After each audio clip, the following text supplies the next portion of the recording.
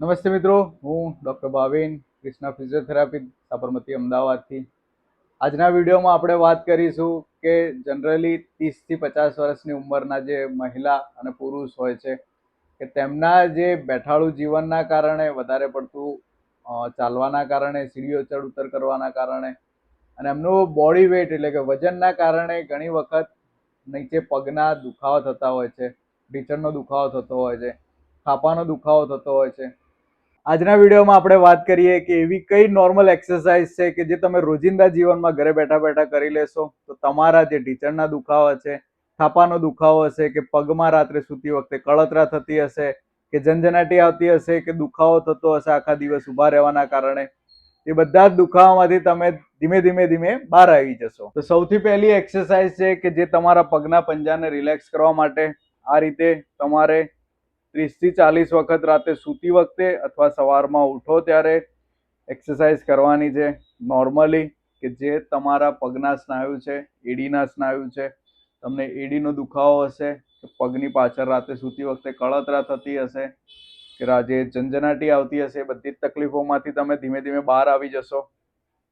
આ મુવમેન્ટને એકદમ ધીમે ધીમે 30 થી 40 વખત તમારે કરવાની છે. ત્યારબાદ તમારે આ રીતે સીધા સુઈ એક પગ ઢીંચણમાંથી વાળવાનો છે, ધીમે ધીમે સીધો કરવાનો છે. ત્યારબાદ બીજો પગ ધીમે ધીમે વાળવાનો છે, ધીમે ધીમે સીધો કરવાનો છે. આ મુવમેન્ટને પણ તમારે 10 થી 15 વખત રિપીટ કરવાની છે, જેથી કરીને તમારા જે ઢીંચણના સ્નાયુ છે, થાપાના જે સ્નાયુ છે, પગના પંજાના જે સ્નાયુ છે, એ બધામાં જ તમને દુખાવો ધીમે ધીમે ઓછો થવા માંડશે. 5 6 7 8 9 10. ત્યારબાદ તમારે એક પગનો ઢીંચણ વાળી દેવાનો છે અને બીજા પગને ઢીંચણમાંથી પગ સીધો રાખીને ધીમે ધીમે ઉપરની સાઈડ લઈ જવાનો છે. આ એક્સરસાઇઝને પણ તમારે 10 થી 15 વખત રિપીટ કરવાની છે, જે તમારા થાપાની આગળના જે સ્નાયુ છે એમાં તાકાત આવશે, ઢીંચણની ઉપરના જે સ્નાયુ છે એમાં તાકાત આવશે.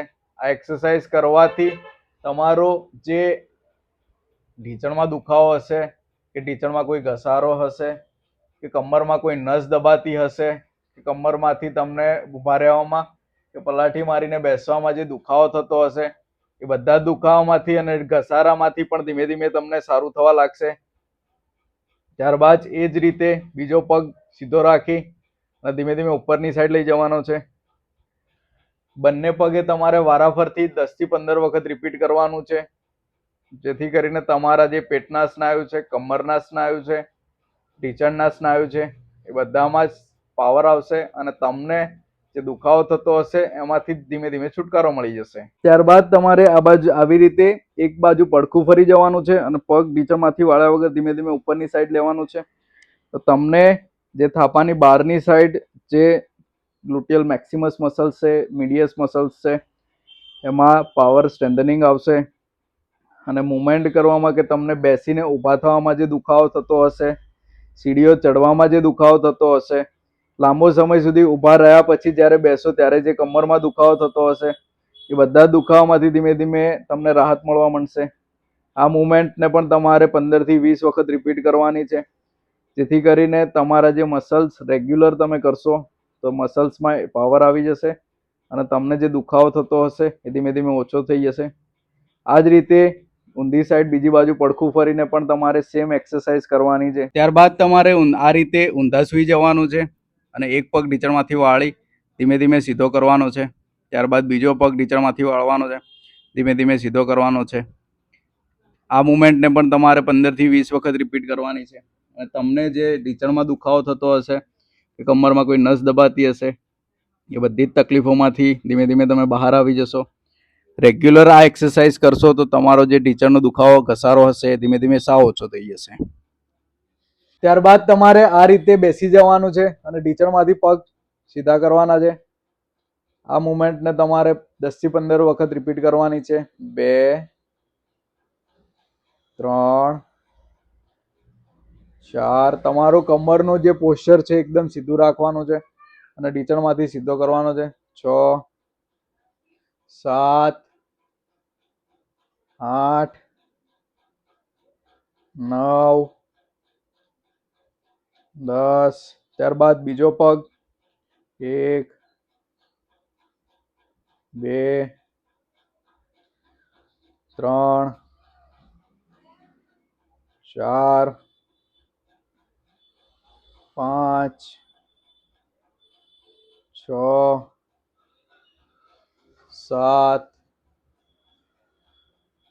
8 9 10. તો મિત્રો આ જે મેં સિમ્પલ એક્સરસાઇઝ બતાવી છે તમને કે જે સીધા સૂઈને કરવાની છે, એક સાઈડ પડખું ફરીને કરવાની છે, ઊંધા સૂઈને કરવાની છે અને આ રીતે બેસીને કરવાની છે.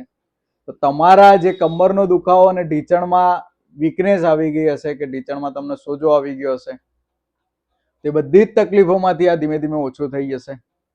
તો જો તમને વિડીયો ઇન્ફોર્મેટિવ લાગ્યો હોય અને તમને પણ જો શરીરમાં નબળાશ કે લાંબો ટાઈમ બેસવાનું કે લાંબો ટાઈમ ઊભા રહેવાનું થતું હશે તો રેગ્યુલર સવારમાં ઉઠતા જ આ એક્સરસાઇઝ કરી લો અને રાતે સૂતા પહેલા પણ આ એક્સરસાઇઝ કરી લો. તો તમને જે આખા દિવસનું વીકનેસ અને આખા દિવસનું જે સ્ટીફનેસ તમને લાગતું હશે એ ધીમે ધીમે ઓછું થઈ જશે. અને જો વિડીયો તમને ઇન્ફોર્મેટિવ લાગ્યો હોય તો જરૂરિયાતમંદને શેર કરી લો અને મારી આઈડીને સબસ્ક્રાઇબ કરી લો જેથી કરીને તમને આવા નવા નવા હેલ્થ ટિપ્સના વિડીયો મળતા રહે. તો મારી સાથે જોડાયેલા રહો. Thank you.